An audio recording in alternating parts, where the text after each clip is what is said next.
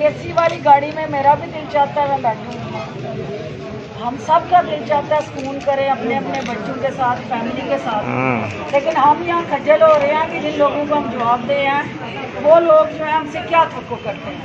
तो अफसर शाही की कारस्तानियाँ ये हुकूमत भुगत रही है। आप पीछे पीछे छुप रहे हैं, आप फेस करें आज। ये बताएं मुझे, ये देखें ना, ये क्या है? नहीं, क्या गर्मी से हो गया? रिप्लेस करें, नीचे रिप्लेस करें। आपकी ये ड्यूटी है, आपके स्टाफ की ड्यूटी है कि जितना थर्ड क्लास फ्रूट है यहाँ से उठवाएं। मैं ये भी गवर्नमेंट ने लगाया ना, इसमें ये लोगों के लुटेरों के हाथों लोगों को छोड़ दूँ कि गवर्नमेंट यहाँ पे भी जवाब दे। तो आपका फर्ज है, आप तनख्वाह इस चीज़ की लेती हैं, मैं तनख्वाह इस चीज़ की नहीं लेती हूँ। आप लेती हैं कि यहाँ देखें क्या गलत हो रहा है। मैडम इसको आराम से बात कीजिए।